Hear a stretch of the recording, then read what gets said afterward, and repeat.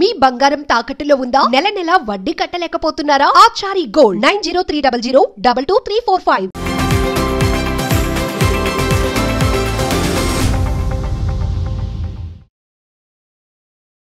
నమస్తే, welcome to magnet TV. నేను ఆదిత్య. దాదాపుగా తెలుగులో 146 చిత్రాల్లో నటించి తన నటనతో ఎంతోమంది అభిమానుల్ని సంపాదించుకున్నారు. ముఖ్యంగా బస్ స్టాప్ సినిమా, అలాగే రంగస్థలం సినిమాతో తనకంటూ ఒక మంచి గుర్తింపు తెచ్చుకున్నటువంటి ఎఫ్ఎం బాబాయ్ ఈరోజు మన గెస్ట్. సో మరి ఏమాత్రం లేట్ చేయకుండా మన ఎఫ్ఎం బాబాయ్తో మాట్లాడి చాలా విషయాలు తెలుసుకునే ప్రయత్నం చేద్దాం. నమస్తే బాబాయ్. నమస్తే అండి. ఎలా ఉన్నారు? బాగున్నాను. పర్లేదా బాబాయ్ అని పిలిస్తే మీకు? బాబాయ్ పేరేనండి, నా పేరే. అసలు ఎఫ్ఎం బాబాయ్ పూర్తి పేరేంటి అసలు? నా పేరు త్రినాథస్వామి, దాడి త్రినాథస్వామి. ఓకే.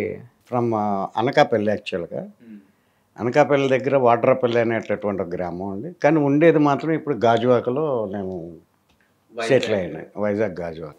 ఎప్పుడన్నా అనుకున్నారా బాబాయ్, అంటే నా అసలు పేరు పోయి ఎఫ్ఎం బాబాయ్ ఇలా వస్తుంది అని? అది వచ్చి 20 ఏళ్ళు అయిందండి, 25 ఏళ్ళు. అంటే ఎఫ్ఎం రేడియోలో నేను I'm the first jockey in south India, radio jockey. FM రేడియోస్కి ఐఎమ్ ద ఫస్ట్ పర్సన్ అనమాట. ఓకే. ఎందుకంటే సన్ టీవీ వాళ్ళు విశాఖపట్నంలో విశాఖ ఎఫ్ఎం అని పెట్టి స్టార్ట్ చేశారు. అదే ఇప్పుడు రెడ్ ఎఫ్ఎం అయింది. తర్వాత ఎస్ఎఫ్ఎం నుంచి రెడ్ ఎఫ్ఎం అయిందండి. సో నేను ఫస్ట్ జాకీ అనమాట. వాళ్ళు 72 మందిని ఇంటర్వ్యూ చేస్తే ఒక్కడనే సెలెక్ట్ అయ్యాను నేను. ఆ తర్వాత కంచి నా సెలక్షన్స్ అదే దాంట్లో మేనేజర్గా కూడా. ఏం చెప్పేవాళ్ళు బాబాయ్ అంటే ఎఫ్ఎంలో మీరు? బాబాయ్ అబ్బాయి అనే ప్రోగ్రామ్ ఫేమస్ అండి. ఓకే. అదే కాకుండా అవన్నీ ప్రోగ్రామ్స్ డిజైన్ చేసేవాడు, నేనే డిజైన్ చేసేవాడిని. అప్పుడు చెప్పిన ఏమైనా డైలాగ్స్ ఏమైనా గుర్తున్నాయా బాబాయ్? అంటే మీ ప్రోగ్రామ్ రేడియో పర్టికులర్గా ఏం చెప్తా ఉంటే సందర్భోచితంగా మాట్లాడు. అవునా? అంటే ఒకసారి అసలు మేము వినాలనుకుంటున్నాం, మీరు చెప్తే ఏదన్నా ఒకటి. అదే లేదండి, హలో అదే వాయిస్ కూడా మార్చి చేసేవాడిని అనమాట. ఓకే. బేసికల్గా మిమిక్రీ ఆర్టిస్ట్ అవడం వల్ల నేను కొంచెం ఆల్ క్యారెక్టర్స్ చేసేవాడిని. ఒక సీన్ చేశానంటే, అంటే బాబాయ్ అబ్బాయి అన్నది ఒక తండ్రి కొడుకుల మధ్య ఉన్నటువంటి బంధం. ఆ కుర్రాడి చేత, అల్లరి కుర్రాడి చేత తప్పులు చేయించి, ఒరే ఇలా చేస్తే సమాజానికి తప్పురా, చట్టపరంగా చేయకూడదు అని చెప్పి ఒక మోరల్ ఉంటుంది. అంటే ఇప్పుడు ఎఫ్ఎంలో మీరు తీసుకున్నటువంటి ఆ స్లాంగ్ వైజాగ్ స్లాంగేనా? కంప్లీట్ అనకాపల్లి స్లాంగ్ అండి. మీరు మిమిక్రీ కూడా చేస్తారు కదా? అది చిన్నప్పుడు. ఇప్పుడు చేయట్లేదా? కష్టం. ఎందుకు బాబాయ్? లేదు కదా, వయసు అయిపోతుంది. ఇంకా ఇప్పుడు మిమిక్రీ కరాటే ఫైటర్ నేను చిన్నప్పుడు, ఇప్పుడు కరాటే చేయమంటే బాడీ సహకరించదు. కానీ బాబాయ్ వయసు అనేది జస్ట్ నెంబరే బాబాయ్. నా వయసు ఎంత ఉంటుంది అనుకుంటున్నారు? నేను ఒక 50 అనుకుంటున్నాను. 64 ఏళ్ళు అండి. 64 ఏళ్ళ? ఏం తింటున్నారు కొంచెం మాకు, మా కెమెరామెన్కి చెప్పి. రేషన్ బియ్యమే. రేషన్ బియ్యమే. హెయిర్కి జుత్తు రంగు లేదు, ఎక్కడ రంగు అంటూ లేదు, కళ్ళజోడు లేదు, అంతే న్యాచురల్గా. అంటే ఏంటి ఆ సీక్రెట్ ఏంటి? రేషన్ బియ్యం కాకుండా ఇంకా మనసు ప్రశాంతంగా ఉంటే ఏమీ ఉండదండి. No tensions. నాకు 2 పిల్లలండి, పాప బాబు. పాప అల్లుడు సాఫ్ట్వేర్ ఇంజనీర్లు, వాళ్ళని నేను చూడవలసిన పని లేదు. పైపెచ్చి అల్లుడు మేనల్లుడు. అల్లుడే మెయిన్ అల్లుడు. మేనల్లుడు మల్లుడు. నేను మెయిన్ అల్లుడు అంటాను. సో ఈ చమత్కారం ఇంట్లో కూడా చూపిస్తారు అయితే? నేను ఉన్నదే నా భాష చమత్కారం. సరే, నాకు అర్థమైంది. రాగానే మా ఆవిడికి కూడా ఏదో చమత్కారంగా ఇచ్చినట్టున్నారు. సరదాగా ఉంటాను సార్. ఇప్పుడు అలానే ఉండాలి, నవ్వుతూ నవ్విస్తూ ఉంటాను. ఏ టెన్షన్ వచ్చినా ఫీల్ అవ్వను, బాధపడను. అయినప్పుడు ఇంకా నా జుట్టు ఎందుకు పండుతుంది, కళ్ళు ఎందుకు పోతాయి, హ్యాపీగానే ఉంటాను. ఒక మనిషికి ఏం కావాలి? హ్యాపీనెస్. హ్యాపీనెస్ కావాలి, అంతే. చిన్నప్పటి నుంచి నాటకాలేనండి. ఇంకా ఆ నాటకాల్లోనే మనస్తృప్తి ఉండేది. నాటకాలు ముందా లేకపోతే ఎఫ్ఎం ముందా? చిన్నప్పుడు 8వ సంవత్సరం వయసు అప్పటికైతే stage artist. Stage artist. Okay. ఇంకొక అంటే మా యూత్లో కూడా అందరిలాగా యూత్ అమ్మాయిలు వెంట పడడం, అమ్మాయిలు ఏడిపించడం అటువంటిది ఎప్పుడు ఉండేది కాదు. ఎప్పుడు నాటకం అయితే నాటకం, లేకపోతే సినిమా. నటన అంతే. మా ఫ్రెండ్ సర్కిల్ 8 మంది అండి. మా 8 మంది కలిస్తే వేరే యావగేషన్ ఉండేది కాదు. ఓకే. ఇంకో మాట బూత్ మాటలు, లేకపోతే అమ్మాయిల గురించి చర్చ అటువంటిది ఏమి ఉండేది కాదు. కానీ ఎఫ్ఎం బాబాయ్ ఈ వయసులోనే ఇలా ఉన్నాడంటే ఆ వయసులో ఇంకెంత బాగుంటాడు. ఎన్ని ప్రపోజల్స్ వచ్చుంటాయో. లేదు, అలాంటివి కూడా లేదు. అలాంటి ధ్యాస లేదండి మాకు. మా జనరేషన్కి ఆ ధ్యాస ఉండేది కాదండి. అంటే ఏంటి బాబాయ్ నటన మీద మీకు అంత ఇష్టం అనేది? అంటే ఫ్యామిలీలో ఎవరైనా ఉన్నారు? నాన్నగారు నాటకాలు వేసేవారు, అప్పుడప్పుడు వేసేవారు ఊర్లో నాటకాలు.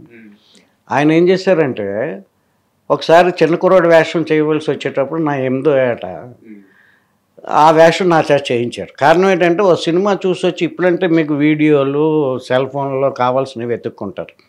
మేము సినిమా చూసి వచ్చిన తర్వాత ఇమిటేట్ చేయడం, రామారావు గారు సినిమా చూస్తే రామారావుని ఇమిటేట్ చేసేవాడిని, నాగేశ్వరరావుది, కృష్ణ గారిది, శోభన్ బాబుది, ఇలాగ ఇమిటేషన్ చేసేవాడిని. వాళ్ళు డ్యాన్స్లు వేస్తుంటేవాడిని. దానివల్ల మా నాన్నగారు వీళ్ళకి ఇంట్రెస్ట్ ఉందని చెప్పేసి నాటికలోకి తీసుకెళ్ళారు. ఇంకా అక్కడి నుంచి కథ ఒకసారి రంగు పడిందంటే వదలదు అంటారు కదా, రంగు పడింది ఇక్కడ. సో ఇక మళ్ళీ వెనక్కి తిరిగి చూసుకోలేదు. నాటకాల తర్వాత ఎన్ని సంవత్సరాలకి ఎఫ్ఎంగా వచ్చారు? నాటకాలు వేస్తూనే ఎఫ్ఎంలోకి వచ్చానండి. అది ఎన్ని సంవత్సరాలు కంటిన్యూ చేశారు? ఎఫ్ఎంలో 8 సంవత్సరాలు చేశాను సార్. సో అలాగే ఎఫ్ఎం బాబాయ్ అయిపోయారు. ఇంకా ఎఫ్ఎం బాబాయ్ అంటేనే మా ఇంట్లో కూడా ఎఫ్ఎం బాబాయ్ గారు ఉన్నారని అంటేనే పలుకుతారు. త్రినాథ్ స్వామి అంటే వాళ్ళకి రికగ్నైజేషన్ ఉండదు. సో ఇప్పుడు నేను గాజువాకి వచ్చేసి ఎఫ్ఎం బాబాయ్ మీరు సెంటర్లో అడగండి, తీసుకొచ్చేస్తారు ఇంటికి. అంతే, అంత క్రేజ్ ఉండేదండి ఆ ప్రోగ్రామ్కి. సో ఇప్పుడు సీతమ్మ వాకిట్ల సిరిమల చెట్లు రేలంగ్ మాయోలు ఇల్లు ఎక్కడ అంటే నేను చూపిస్తాను తీసుకెళ్తారు కదా, అలాగే ఉంటుంది. మిమ్మల్ని కూడా అలాగే అంటారా? ఏ ఆటో స్టాండ్కి వెళ్ళినా ఎక్కడ సెంటర్లోనూ ఏమంటే ఎఫ్ఎం ఏ షాప్ దగ్గరైనా ఎఫ్ఎం బాబాయ్ గారు ఇల్లు ఎక్కడంటే వాళ్ళు చెప్పారు. అది సంపాదించుకున్నాను సార్ నేను. సార్ ఎందుకులేండి, చక్కగా అబ్బాయి అని పిలవండి, నేను బాబాయ్ అని పిలుస్తున్నాను కదా. విశాఖపట్నం సంస్కృతి. మాకు సంస్కృతులు ఉన్నాయి సార్, మా భద్రాచలానికి మాకు కూడా ఉన్నాయి. సార్ అన్నది అలవాటు. అంతే అంటారు. అంటే నేను చక్కగా మిమ్మల్ని బాబాయ్ అని పిలుస్తున్నారు కాబట్టి పెద్దలు అయితే సార్ అంటానండి గౌరవంగా, లేకపోతే నాన్నని పిలుస్తాను. అంతే. ఆడవాళ్ళు ఎవరైనా అయితే అమ్మాయి, చిన్నపిల్లైనా అమ్మాయి, పెద్దయినా అమ్మాయి. అండ్ ఎఫ్ఎంగా చేసుకుంటూ ఆర్జేగా చేసుకుంటూ సినిమాల్లోకి ఎలా ఎంట్రీ అసలు? అది యాదృచ్ఛికం సార్. ఎందుకంటే యాక్చువల్గా నాకు సినిమా అంటే ఇంట్రెస్ట్ ఉండేది కాదు. సినిమా అంటే వాళ్ళ ఆర్టిస్టులు ఏంటి, మనం చేసేది స్టేజ్ వేరు. ఎందుకంటే అప్పటికి నేను 164 పరిషత్తులకు వెళ్ళానండి నాటకాల్లో. అందులో 162 సార్లు బెస్ట్ పెర్ఫార్మర్ అవార్డు వచ్చింది నాకు. ఒక్క 2 సార్లు మాత్రం నాకు రాలే. సో అప్పుడు కొంచెం ఆర్టిస్ట్ అయినా సరే కొంచెం అహం ఎక్కువ ఉంటుంది కదా, వీళ్ళు చేసేది యాక్టింగ్ ఏంటారు అనుకునేవాడిని. అయితే సునీల్ కుమార్ రెడ్డి గారని, సునీల్ కుమార్ రెడ్డి గారని, హీ వాజ్ మై ఫ్రెండ్. ఆయన ఏం చేశాడంటే సొంత ఊరు అనే సినిమా తీసేటప్పుడు నువ్వు డైరెక్షన్ డిపార్ట్మెంట్లోకి రా, నాకు సహకరింది. అప్పటికి నేను ఎఫ్ఎం రేడియోలో ఉన్నాను, ఎఫ్ఎం రేడియోలో చేస్తున్నాను. ఎప్పుడైతే నాకు కొంచెం హెల్ప్గా రావాలి డైరెక్షన్ డిపార్ట్మెంట్కి అంటే వెళ్ళాను అనమాట. ఒక 15 రోజులు సెలవు పెట్టి వెళ్ళానండి. వెళ్ళిన తర్వాత అందులో ఒక ఆర్టిస్ట్ రాలేదు, ఆ సీన్ చేయాలి కళ్ళు కాంపౌండ్ ఓనర్గా. బాబాయ్ నువ్వు వేసే ఆ వేషం అన్నాడు ఆయన. సరే అని చేశాను. ఇంకా తర్వాత నేను మళ్ళీ సినిమాల నుండి వెనక్కి వెళ్ళలేకపోయాను. అదే ఫస్ట్ సినిమా. అంటే అంటే ఇప్పుడు మీరు స్టేజ్ ఆర్టిస్ట్గా ఉన్నారు, తర్వాత ఎఫ్ఎంగా చేసినారు, ఆ తర్వాత థియేటర్ ఆర్టిస్ట్గా వచ్చారు. సో మూడింటికి ఆ వేరియేషన్ తెలిసిందా బాబాయ్ మీకు? చాలా ఉంటాయి సార్. ఈవెన్ సీరియల్స్ కూడా చేశాను నేను. సీరియల్స్ కూడా చేశాను. ఏది కష్టం బాబాయ్ నటన పరంగా? కామెడీ షోస్ ఎక్కువ చేశానండి. Skits, comedy skits. ఇప్పుడు జబర్దస్త్లో ఉన్నోళ్ళు చాలామంది నాతో చేస్తున్నాళ్ళే. అంటే ఇప్పుడు సీరియల్కి అనుకోండి ఎక్కువ ఎక్స్ప్రెషన్స్ అంటారు, సినిమాలకు అనుకోండి లైట్గా ఇస్తే చాలు అంటారు. అది కాదా? లైట్గా ఇదే అండి. ఎక్స్ప్రెషన్ అన్నది ఎక్కువ తక్కువ అన్నది కాదండి. మనకి ఎక్కువ ఎక్స్ప్రెషన్ అండ్ సీరియల్స్కి ఎందుకు అనిపిస్తుంది అంటే మీకు డైలాగ్ వచ్చినా చెప్పడానికి వీలు లేదు. ఎందుకట్లా? పక్క నుండి ప్రాంప్టర్ అంటూ ఒకటి ఉంటాడు. ఓకే. వాడు ఇచ్చిన ప్రాంప్టింగ్కి ఎక్కడికి వెళ్ళాలి అన్న డైలాగ్ని కూడా ఎక్కడికి వెళ్ళాలి అని ఆయన అన్న తర్వాతే మనం అనాలి. అప్పటి వరకు అనడానికి లేదండి. ఎందుకంటే వాళ్ళకి టైం కావాలి. టైము, డ్యూరేషను, ఆ సీరియల్లో ఆ ఎపిసోడ్కి కావాల్సిన టైం క్యాలిక్యులేట్ చేసుకుంటారు. సినిమాకి స్పీడ్ కావాలి. అలాగని ఎక్కడికి వెళ్ళాలి అని అనలేను కదా. వాళ్ళు తీసుకునేది ల్యాగ్ లేకుండా చూసుకుంటారు. వీళ్ళు కంప్లీట్ ల్యాగ్తో వెళ్తారు. ఏది కష్టం బాబాయ్ అసలు? సీరియల్ కష్టమే ఉందండి. యాక్టింగ్ అన్నది ఏదైనా కష్టమే, ఒకటే. వాళ్ళు అలాగ అంటున్నారని కానీ నన్ను అడిగితే సీరియల్లే కష్టం. అంతేనా? ఎందుకంటే డైరెక్ట్గా మనం డైలాగ్ చెప్పడంలో ఫ్లో ఉంటుందండి. ప్రాంప్టర్ ఏం చెప్తాడా అన్నది బుర్రలో ఉంటుంది. క్యారెక్టర్లో ఉండాలి, దాన్ని వినాలి. క్యారెక్టర్లో ఉండాలి, దాన్ని వినాలి, దాన్ని ఫాలో అవడానికి దానికి కొంత సెపరేట్ ఎక్స్ప్రెషన్స్ ఇవ్వాలి. అదే కదా. నేనైతే సీరియల్కి ఓటేస్తాను కష్టమని. స్టేజ్ నాటకాలు ఎలా ఉండేవి? స్టేజ్ నాటకం మరీ కష్టం కదా సార్. అవునా? వేలాది మంది ప్రేక్షకుల మధ్య డైలాగ్ గుర్తుపెట్టుకోవాలా, చెప్పే ఒకవేళ ఆగిపోతే ఆడి పరిస్థితి ఏమిటి? సినిమా అనుకోండి ఆగిపోయింది అనుకోండి, కట్ అంటారు, మళ్ళీ చేయమంటారు. అక్కడ అలా కాదు. సీరియల్ అయినా మళ్ళీ చేయమని, అక్కడ అలా కాదు కదా. వేలాది మంది మధ్య నవ్వులు పాలైపోవాలి. కాబట్టి దానికి కష్టం ఎక్కువ ఉంటుందండి. ఒక రేగాల నాటికి స్టార్ట్ చేసామంటే 2 నెలలు 3 నెలలు ప్రాక్టీస్ ఉంటుంది.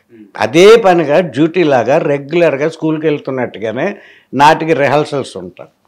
మొత్తం నాటికి అంతా మనకు బైహార్ట్ అయిపోద్ది. 45 మినిట్స్ 1 అవర్ ప్లే టోటల్గా ప్రతి ఆర్టిస్ట్కి కూడా వచ్చేస్తుంది. అంటే ఎంత కష్టపడి ఉంటున్నాం. కాబట్టి నాటకం అసలు నటన వచ్చింది అక్కడి నుంచి. నాటకాన్ని తక్కువ అంచనా వేయకూడదు. అమ్మో కష్టం సార్ నాటకం చేయడం. ఎందుకంటే ప్రేక్షకులు చూడగానే ఒకటికి వణుకు వస్తుంది. ఓకే. అంతమంది జనం మధ్య కొంతమంది మాట్లాడలేరు కూడా. స్టేజ్ ఫియర్ ఉంటుంది. ఆ స్టేజ్ ఫియర్ని దాటుకుంటూ అందరినీ మెప్పించి వాళ్ళు కొట్టే చప్పట్ల కోసమే మేము ఎదురు చూస్తుంటాం. కానీ ఆ చప్పట్లే కోటి దీవెనలు. అదే సార్, చలేసినప్పుడు దుప్పట్లు, ఆకలేసినప్పుడు బొబ్బట్లు అంటాను నేను. ఒక కళామ తల్లి బిడ్డకు మాత్రమే దాని విలువ తెలియదు. అంతేనండి. దే ఆర్ రియల్ స్టార్స్ అండి. అండ్ మీ విషయానికి వస్తే బస్ స్టాప్లో మీకు బాగా రికగ్నైజేషన్ వచ్చింది. అదే రికగ్నైజేషన్ అండి నాకు. నా 7వ సినిమా మారుతి గారు అంటే ఒక ఛానల్లో, మరి పేరు చెప్పచ్చో లేదో తెలియదు, తెలుగు 1లో మల్లిక్ గారు అని నాకు అభిమాన రైటర్. ఓకే. ఆయన సీఈఓగా ఉండేవారు దాంట్లో. ఆయన కలవడానికి వెళ్ళాను. అలాగే హైదరాబాద్లో నాకు ఆకెళ్ళ గోపాలకృష్ణ అనే ఒక ఫ్రెండ్. ఓకే. ఆయన నాకు తెలుసు మల్లిక్ గారు పరిచయం చేస్తానని తీసుకెళ్ళారు. అప్పుడు ఆయన తెలుగు 1లో ఉండేవారు. వెళ్తూ చెప్పిన తర్వాత ఆయనతో మాట్లాడుతూ, సార్ మీ రచనలు ఇన్ని బాగుంటాయి సార్, ఇది ఇష్టం సార్, అది ఇష్టం సార్ అని చెప్పాను. అయితే మన దాంట్లో చెయ్యండి అని చెప్పేసి ఆ రోజే 10 స్కిట్లు షూట్ చేసి ఛానల్లో పెట్టారు. అందులో ఒకటి చూసి మారుతి గారు మల్లిక్ గారికి ఫోన్ చేసి, ఆ క్యారెక్టర్ వేసిన ఆయన మాకు కావాలి, ఆయన నెంబర్ ఇవ్వండి అన్నారు. మారుతి గారు ఈ నెంబర్ ఇచ్చాడు. ఆ నెంబర్ని బట్టి ఆయన మమ్మల్ని పిలిపించడం వేషంలో జరిగింది బస్ స్టాప్లో. అది హీరో ఫాదర్గా చేశారు. హీరో ఫాదర్గా చేశాను. ఏమైనా డైలాగ్స్ గుర్తున్నాయా బాబాయ్? డైలాగ్స్ ఎందుకు లేదు, వేరే విషయం మాట్లాడతా. డైలాగ్స్ ఎందుకు గుర్తుండవు ఉంటాయి కదా. అంటే ఇప్పుడు ఎఫ్ఎం బాబాయ్ని స్టేజ్ మీద మేము చూడలేకపోయాం, థియేటర్లో మేము చూసాం, ఆల్రెడీ సీరియల్స్లో చూస్తున్నాము. లైవ్లో అసలు ఆయన ఒక డైలాగ్ చెప్తే ఎలా ఉంటుందో చూడాలని. లైవ్లో డైలాగ్ అంటే ఒక డైలాగ్ మీరు ఇట్లా ఎదురుగా కూర్చొని ప్రాంప్టింగ్తో చెప్తున్నాను అనుకుంటున్నారా? లేకపోతే లేదు, ఒక చిన్న డైలాగ్ ఏదైనా మీకు నచ్చింది చెప్తే వినాలని ఒక చిన్న ముచ్చట బాబాయ్, అంతే మీ వాయిస్తోనే. బస్ స్టాప్లో నా కొడుకు దించి వెళ్ళిపోతాడు. అవును, ఐడియా ఉండదో లేదు. అప్పుడు బాధపడుతూ డైలాగ్ చెప్తానమాట. రానా ఎక్కువ అంటాడు, అమ్మాయి వచ్చిందని చెప్పేసి దించేస్తాడు, ఎవరో తెలియదని అంటాడు. దాంతో అడు బాధపడుతూ ఎక్కునాన్న అంటాడు, మీ నాన్న 2 నిమిషాల క్రితమే చచ్చిపోన్నాడు. అందరిలా కాకుండా నా కొడుకు హాయిగా గర్వంగా బతకాలని చెప్పి కష్టాలు పడుతూ నిన్ను పెంచితే నాన్న అని చెప్పుకోవడానికి కూడా సిగ్గుపడే కొడుకు దొరకడు. నాన్న నాతో చిన్న కోరికరా, ఇంకెప్పుడు నన్ను నాన్న అని పిలవకు నాన్న అంటాడు. అది నాకు మంచి పేరు తీసుకొచ్చింది.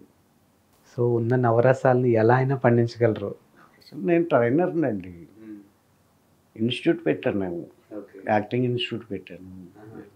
ఉన్నారా బాబాయ్ ఇప్పుడు మీ స్టూడెంట్స్ ఇండస్ట్రీలో? ఉన్నారండి, చాలామంది ఉన్నారు, మంచి స్థాయిలో ఉన్నారు. టీవీ రామన్ అని ఒక ఆయన ఉన్నాడు, ఉన్నారండి, చేస్తున్నారు, చిన్న చితక వేషాలు చేస్తున్నారు. బాబాయ్ ఒక ఆర్టిస్ట్ నటన వస్తే సరిపోదు, దానికి తగ్గ అదృష్టం కూడా ఉండాలి ఇక్కడ అంటారు. కోట శ్రీనివాసరావు గారు అంటుండేవారు, మహానుభావుడు, ఈరోజు తలుచుకోవడం గొప్ప విషయం. గుమ్మడికాయ అంత టాలెంట్ ఉంటే కాదు, ఆవగింజంత అదృష్టం ఉండాలని అనేవాడు ఆయన. ఆయన అన్నారు, మరి ఎవరన్నారు, కానీ ఆయన నోట విన్నాం మనం. ఆయన అంటూ నాకు ఒక ఆవగింజ కాదు 2-3 ఆవగింజలు తోడాయి కాబట్టి ఈ స్థితిలో నేను ఉన్నాను అంటాడు. ఎందుకంటే ఈ రోజు కూడా చాలా మంది ఇదే కృష్ణానగర్ రోడ్ల వెంట చూస్తుంటాం మనం. చాలామంది ఉన్నారు సార్. అంటే ఆర్టిస్ట్గా ఉండాలి అంటే తప్పు వాళ్ళదేనండి, అది స్వయంకృత అపరాధం. అసలు నువ్వు ఎందుకు ఆర్టిస్ట్ అవ్వాలి అన్నది ఆలోచన లేకుండా ఏదో సినిమాల్లో వాడు చేస్తున్నాడు కాబట్టి నాకెందుకు అవకాశాలు రావు అని ఇంట్లో చెప్పకుండా దొరికిన డబ్బులు పట్టుకొచ్చేసి ఇక్కడ ఆడిషన్స్కి వెళ్తారు. ఆడిషన్స్కి వెళ్ళిన ప్రతి ఒక్కరికి కూడా సెలెక్ట్ అవుతుంది. ఇక్కడ ఆడిషన్స్ అన్నీ ఏదో ఆర్డర్ రామని కోతిని రోడ్డు మీద ఆడించినట్టు ఆడించడం కోసమే ఇక్కడ ఆడిషన్స్ ఉంటాయండి. స్క్రిప్ట్ రాసేటప్పుడే ఆర్టిస్టు పేరు రాసుకుంటారు. ఇకపోతే బ్యాక్గ్రౌండ్ నిలబడడానికి జూనియర్ ఆర్టిస్టులు ఉంటారు.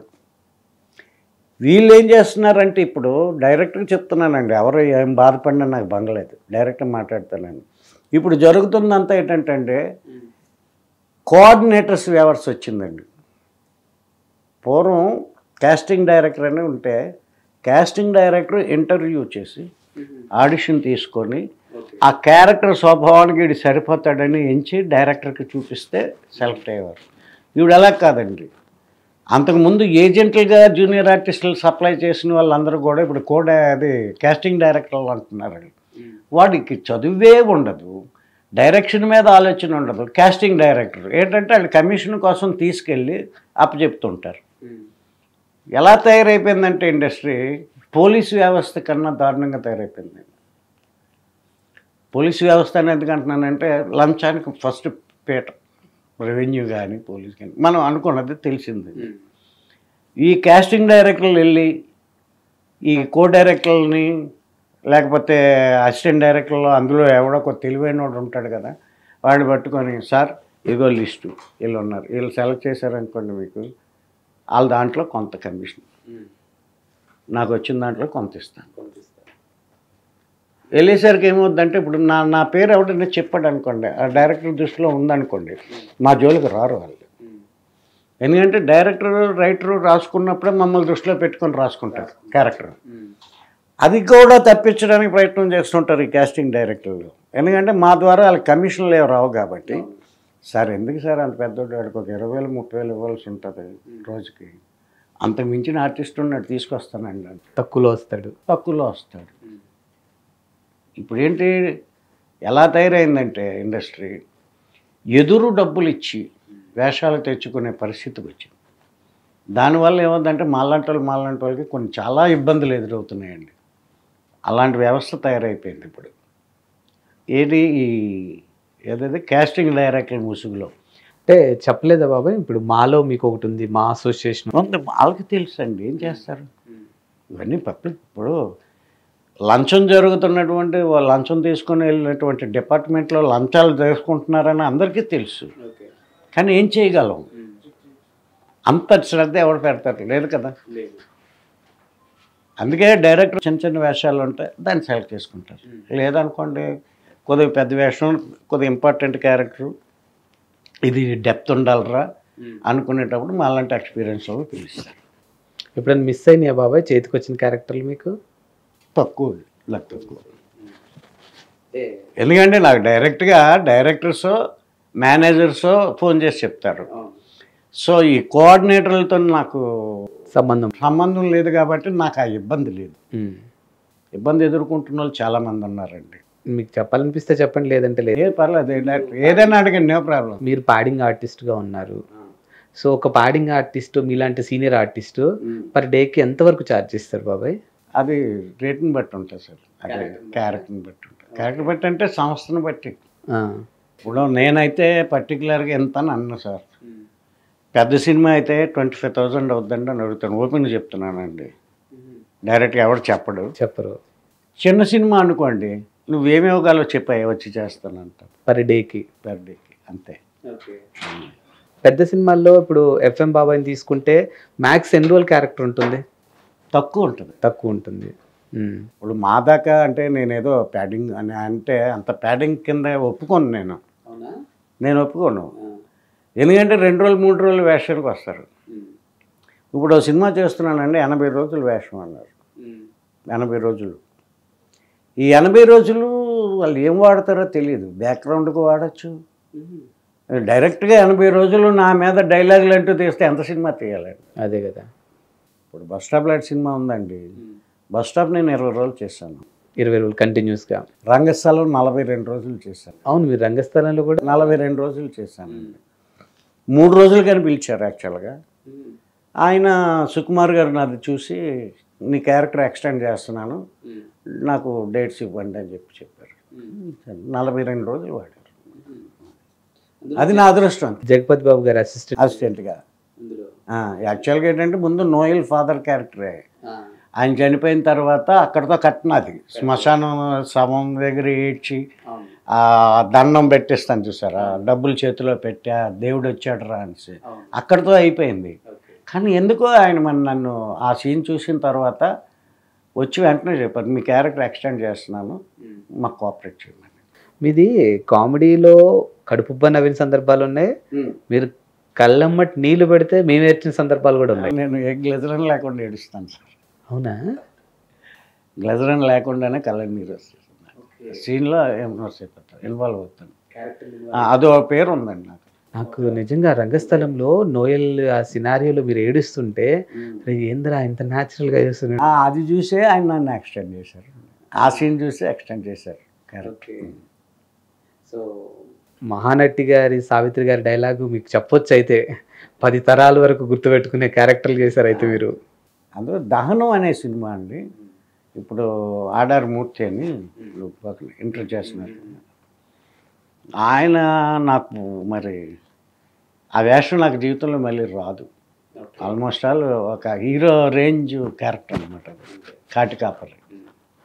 కాటికాపర్గా చేశాను. అది నేను మర్చిపోలేనండి. నాకు అదొక డిక్షనరీ చాలు నా లైఫ్. కథ చెప్పినప్పుడు కొన్ని మీకు నచ్చక వదిలేసినవి ఏమన్నా ఉన్నాయా బాబాయ్? అలాంటిదేం లేదండి, అన్నీ ఒప్పుకుంటారు సార్. కథ నచ్చింది నచ్చలేదు అన్నది హీరో చూసుకుంటారు సార్. మాకు సీన్ ఎలా ఉంటుందో అని మళ్ళీ వల్గర్ సీన్ అలాంటిది ఏమైనా అయితే సారీ చెప్పేస్తాను. అదే అడుగుతున్నా. ఏమంటే నేను చేయలేను సార్. మీ కథ వరకు మీకు నచ్చకపోతే వదిలేస్తారు. నా క్యారెక్టర్ వరకు నాకు నచ్చకపోతే నేను వదిలేస్తారు. అండ్ రంగస్థలంలో జగపతి బాబు గారితో ఎక్స్పీరియన్స్ ఎలా అనిపించింది? అయ్యో మంచి కోఆపరేటివ్ అండి. ఆయన చాలా కోఆపరేటివ్, సరదాగా ఉంటారు. సెట్లో బాగా సరదా అంటే చాలా బాగుంటారు సార్.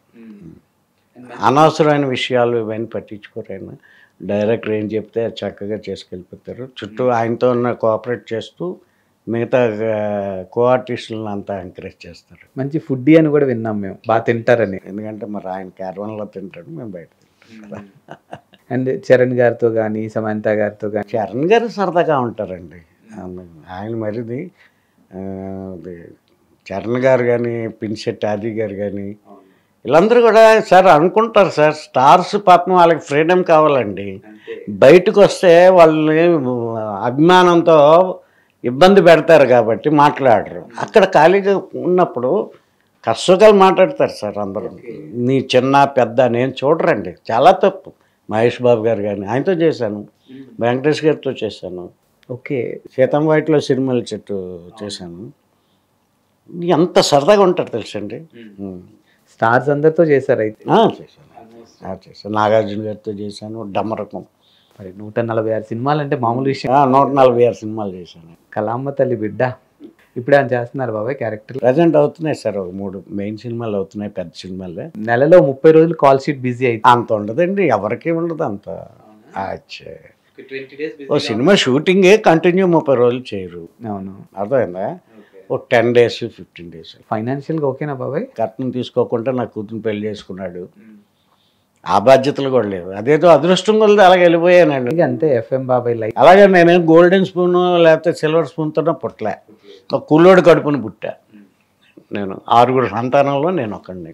బాబాయ్ సినిమా సెట్లో క్యారెక్టర్ ఆర్టిస్టులు, కంపెనీ ఆర్టిస్టులు వేరియేషన్ ఉంటుంది కదా, ఉంటుందా బాబాయ్? అక్కడ కూడా ఉంటుంది, తిండి దగ్గర కూడా ఉంటుందండి. అవునా?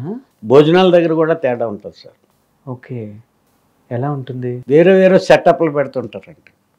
ఇది జూనియర్ ఆర్టిస్ట్ సెటప్, ఇది డైలాగ్ ఆర్టిస్ట్ సెటప్, ఇది కంపెనీ ఆర్టిస్ట్ సెటప్, అది స్టార్స్. ఇప్పుడైనా అనిపిస్తుందా బాబాయ్ జూనియర్ ఆర్టిస్టులు మరీ చీప్గా చూస్తున్నారని కొంతమంది చెప్తూ ఉంటారు బయట? ఎవరన్నారండి వాళ్ళు చీప్గా చూస్తారండి? కొంతమంది చెప్తుంటారు కదా బాబాయ్ బయటకు వచ్చి అసలు పట్టించుకోరు. చీప్గా చూడటం ఏంటండి, వాళ్ళకున్న పవర్ మాకు లేదు. అవునా? వాళ్ళు చీప్గా చూడటం ఏంటి సార్? వాళ్ళు చీప్గా చూస్తే యూనియన్ వాళ్ళకి చాలా పటిష్టమైన యూనియన్ ఉందండి జూనియర్ ఆర్టిస్టులకి. మీకు 6th తర్వాత జూనియర్ ఆర్టిస్ట్ నుంచితే 1.5 కాల్ షీట్ ఇవ్వాలండి వాళ్ళకి. 6 తర్వాత 6 to 6 ఖచ్చితంగా వచ్చేస్తారు, ఖచ్చితంగా వెళ్ళిపోతారు.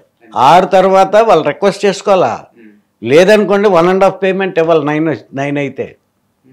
మాకు అలా కాదండి, రాత్రి 12కి చేసినా ఆ కాల్ షీటే, ఒకటే కాల్ షీట్ కిందకి వస్తుంది. మాకు అడిగే నాదుడు ఉండడు, డిమాండ్ చేసేవాళ్ళు ఉంటారు.